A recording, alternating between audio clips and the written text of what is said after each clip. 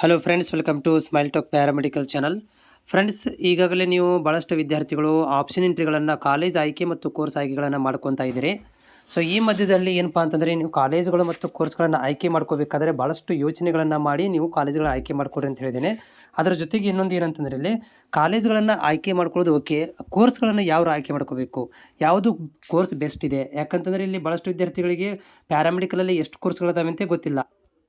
So ಹಿಂಗಿರಬೇಕಾದ್ರೆ ಯಾವ ಕೋರ್ಸನ್ನು ನಾವು choice ಮಾಡ್ಕೊಂಡ್ರೆ ಒಳ್ಳೆಯದಿರುತ್ತೆ, ಯಾವ ಕೋರ್ಸ್ಗಳನ್ನು ನಾವು ಆಯ್ಕೆ ಮಾಡ್ಕೋಬಾರ್ದು ಅನ್ನೋದ್ರ ಬಗ್ಗೆ ಮಾಹಿತಿಯನ್ನು ಕೊಡ್ತೇನೆ. ನೋಡಿ, ಫಸ್ಟ್ ಆಫ್ ಆಲ್ ಒಂದೇದೇನೆಂದರೆ, ಕೋರ್ಸ್ಗಳು ಆಯ್ಕೆ ಮಾಡ್ಕೊಳ್ಳುವಂಥದ್ದು ನಿಮ್ಮ ಒಂದು ಫ್ಯೂಚರ್ಗೆ ಬಿಟ್ಟಿರುವಂಥ ವಿಷಯ ಮತ್ತು ನಿಮ್ಮ ಪ್ಯಾಷನ್ ಏನಿದೆ, ನೀವು ಎದರಲ್ಲಿ ಇಂಟ್ರೆಸ್ಟ್ ತೋರಿಸ್ತಾ ಇದ್ದೀರಿ ಅನ್ನೋದ್ರ ಮೇಲೆ ಡಿಸೈಡ್ ಆಗ್ತದೆ. ಅದು ನಿಮಗೆ ಬಿಟ್ಟಿರುವಂಥ ಆಯ್ಕೆ ಆದರೂ ಕೂಡ ಓಕೆ. ಈಗೇನು ವಿದ್ಯಮಾನದಲ್ಲಿ ಜಾಬ್ಗಳಿದ್ದಾವೆ ಅದರ ಬಗ್ಗೆ ಟ್ರೆಂಡಿಂಗಲ್ಲಿಲ್ಲ, ಬೆಸ್ಟ್ ಅನ್ನೋದು ಯಾವುದು ಇಲ್ಲ. ಎಲ್ಲ ಚೆನ್ನಾಗಿರೋ ಕೋರ್ಸೇ ಎಲ್ಲರಿಗೂ ಜೀವನಕ್ಕೆ ಬೇಕೇ ಬೇಕು, ಸೊಸೈಟಿಗೆ ಎಲ್ಲ ಕೋರ್ಸ್ಗಳು ಬೇಕೇ ಬೇಕು. ಆದರೆ ನಿಮ್ಮ ಒಂದು ಈಗ ಸದ್ಯದ ಪ್ರೆಸೆಂಟಲ್ಲಿ ಯಾವುದು ಭಾಳ ಡಿಮಾಂಡಲ್ಲಿದೆ, ಡಿಮಾಂಡ್ ಅನ್ನೋದಕ್ಕಿಂತ ಯಾವುದು ಬೇಡಿಕೆ ಇದೆ ಮತ್ತು ಸ್ಯಾಲರಿ ಇರುವಂಥ ಕೋರ್ಸನ್ನು ನೋಡೋದಾದರೆ ಪ್ಯಾರಾಮೆಡಿಕಲಲ್ಲಿ ಏನಂದರೆ DMLT ಅಂದರೆ ಡಿಪ್ಲೊಮಾ ಮೆಡಿಕಲ್ ಲ್ಯಾಬ್ರೋಟರಿ ಟೆಕ್ನಾಲಜಿ. ಇದು ಭಾಳಷ್ಟು ಬೇಡಿಕೆ ಇರುವಂಥದ್ದು, ಜೊತೆಗೆ ಬೇಗ ಜಾಬನ್ನು ಕೂಡ ಹತ್ಕೋಬೋದು. ಅದು ಸ್ಯಾಲ್ರಿ ಸ್ವಲ್ಪ ಕಡಿಮೆ ಆಗ್ತಾಯಿದೆ ಸದ್ಯ ದಿನಗಳಲ್ಲಿ. ಆದರೆ ಮೇಗಾ ಸಿಟಿಗಳಲ್ಲಿ ಒಳ್ಳೆಯ ಸ್ಯಾಲ್ರಿ ಇದೆ, ಬೆಂಗಳೂರು ಸ್ಯಾಲ್ರಿ ಹೋದರೆ ಒಳ್ಳೆಯ ಸ್ಯಾಲ್ರಿ ಇದೆ. ಆಮೇಲೆ ಎರಡನೇದು ಇರುವಂಥದ್ದು diploma in operation theatre and anaesthesia technology ಅಂತ ಇದೆ. ಆಪ್ರೇಷನ್ ಥಿಯೇಟರ್ ಅನಸ್ತೇಷಿಯಾ ಟೆಕ್ನಾಲಜಿ ಇದು ಕೂಡ ಏನಪ್ಪ ಅಂತಂದರೆ ಎರಡನೇ ಸ್ಥಾನದಲ್ಲಿರುವಂಥದ್ದು, ಸ್ವಲ್ಪ ಹುದ್ದೆಗಳು ಜಾಸ್ತಿ ಇರುವಂಥದ್ದು. ಅದನ್ನು ಬಿಟ್ಟರೆ ನೆಕ್ಸ್ಟ್ ಏನಪ್ಪ ಅಂತಂದರೆ ಡಯಾಲಿಸಿಸ್ ಟೆಕ್ನಿಷಿಯನ್ಸ್, DDT ಅಂತ ಕರಿತೀವಿ. ಸೊ ಇವು ಮೂರು ಸದ್ಯ ದಿನಗಳಲ್ಲಿ ಪರವಾಗಿಲ್ಲ, ಮಾಡಬಹುದು. ಆದರೆ ಎದನ್ನು ಮಾಡಬಾರ್ದು ಅಂತಂದರೆ, ಡಿಪ್ಲೊಮಾ ಇನ್ ಹೆಲ್ತ್ ಇನ್ಸ್ಪೆಕ್ಟರ್ ಈ ಕೋರ್ಸನ್ನು ಫ್ರೀ ಕೊಟ್ಟರು ಮಾಡೋಕ್ಕೆ ಹೋಗಬೇಡಿ. ಈ ಕೋರ್ಸನ್ನು ನಿಮಗೆ ಯಾಕಂತಂದರೆ ಇದು ಈಗಾಗಲೇ ಭಾಳಷ್ಟು ವಿದ್ಯಾರ್ಥಿಗಳ ಜೀವನವನ್ನು ಹಾಳು ಮಾಡಿದೆ.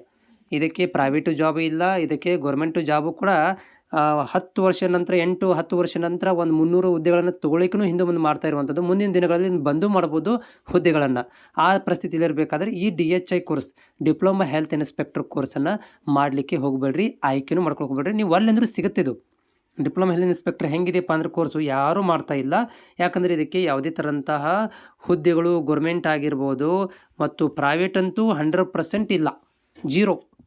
ಪ್ರೈವೇಟಲ್ಲಿ ಜೀರೋ ಇದಕ್ಕೆ ಹುದ್ದೆಗಳಿರುವಂಥದ್ದು. DHI ಹೆಲ್ತ್ ಇನ್ಸ್ಪೆಕ್ಟರ್ ಕೋರ್ಸನ್ನು ಮಾಡೋಕ್ಕೆ ಹೋಗಬೇಡಿ, ಫ್ರೀ ಕೊಟ್ಟರು ಮಾಡೋಕ್ಕೆ ಹೋಗಬೇಡಿ. ಹೌದಾ?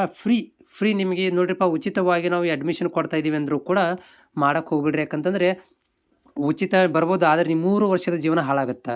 ಆ 3 ವರ್ಷದಲ್ಲಿ ಏನೇನೋ ಸಾಧನೆ ಮಾಡೋದೆಲ್ಲ ಹಾಳಾಗಿ ಹೋಗ್ಬಿಡ್ತವೆ. ಹೀಗಾಗಿ ನೀವು DHI ಕೋರ್ಸನ್ನು ಮಾತ್ರ ಆಯ್ಕೆ ಮಾಡ್ಕೊಳಕ್ಕೆ ಹೋಗಬೇಡ್ರಿ. ಈ ಒಂದು ಎಲ್ಲ ಕಾಲೇಜಲ್ಲಿ ಅಡ್ಮಿಷನ್ ಏನಪ್ಪ ಅಂತಂದರೆ ಕೋರ್ಸ್ಗಳು ಸಿಗ್ತಾ ಈ ವರ್ಷ ಸ್ಪೆಷಲಿ ಭಾಳಷ್ಟು ಕಾಲೇಜುಗಳು ಕರ್ನಾಟಕದಲ್ಲಿ ಜಾಸ್ತಿ ಆಗಿರೋದ್ರಿಂದ ಎಲ್ಲರಿಗೂ ಕೂಡ DMLT, ಆಮೇಲೆ OT, dialysis, x-ray technology, ophthalmic technology ಈ ಥರ ಕೋರ್ಸ್ಗಳು ಇದ್ದಾವೆ, ಅವುಗಳನ್ನು ಆಯ್ಕೆ ಮಾಡ್ಕೊಳ್ರಿ. ಆದರೆ DHI ಕೋರ್ಸನ್ನು ಮಾತ್ರ ಆಯ್ಕೆ ಮಾಡ್ಕೊಳಕ್ಕೆ ಹೋಗಬೇಡ್ರಿ.